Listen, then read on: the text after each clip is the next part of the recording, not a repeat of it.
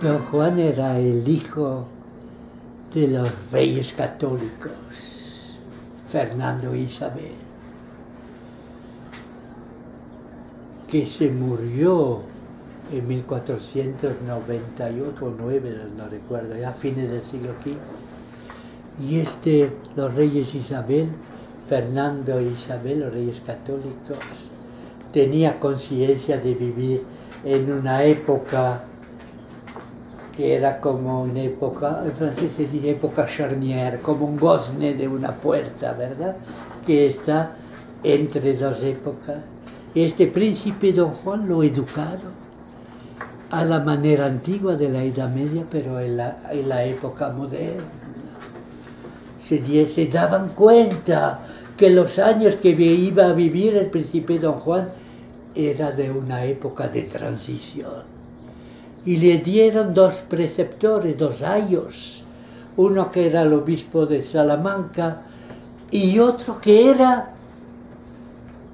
y me interesa eso, por eso cito a Don Juan, que era un italiano, formado en el Renacimiento en Italia, uno que será gran cronista. Anguera, lo he citado ya, Anglería que decían los españoles, y este Anguera entonces será el aire nuevo en la corte de los reyes católicos, y Anguera será el preceptor, el ayo del príncipe Don Juan, del heredero, y los reyes católicos quisieron dar a este niño, el principito Don Juan, compañeros. Y entre los compañeros, fíjense, que cursaban las clases, los cursos, que aprendían a leer, a escribir, a sumar, a restar y todas estas cosas, le dieron pequeños compañeros para que no esté solo. Y entre sus compañeros hubo uno que será también un gran cronista, Fernández de Oviedo. Fernández de Oviedo, niño, el cronista Fernández de Oviedo, niño, se educó, recibió la misma educación que el príncipe Don Juan. Vemos cómo en la corte de los reyes católicos se preparaba ya sin saberlo estos futuros escritores que serán crónicas de Indias. Para terminar sobre el pobre principito Don Juan, yo escribí su vida porque me compadeció su destino. Cuando estudiaba el español en Madrid, recuerdo que nos llevaron un día de excursión a una pequeña ciudad de España que se llama Ávila. Y en Ávila, nuestro profesor de arte nos llevó en una iglesia de los suburbios de Ávila y allí nos enseñó la sepultura del príncipe Don Juan, ya que no llegó a reinar. Se murió el príncipe Don Juan a los 18 años. Y cuando el profesor me llevó a ver la sepultura del príncipe Don Juan, fíjese que yo tenía 18 años.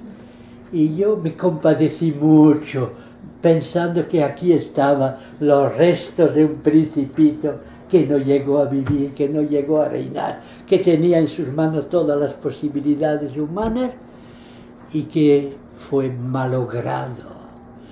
Y desde aquella época me interesé mucho por el príncipe Don Juan y leí varias cosas, una novela biografía que se titula El príncipe que murió de amor. Y este príncipe tuvo un destino extraordinario. A los 17 años se casó con una princesita que venía de Borgoña. Y se casó con ella. Y los cortesanos decía, oh, ¿por qué los príncipes lo casan tan joven, este pobre príncipe? Y se le veía muy ardiente, ¿verdad? Y todos, cuando bajaban por la mañana, decía, uy, cómo tiene la cara, el principito tenía los ojos con círculo.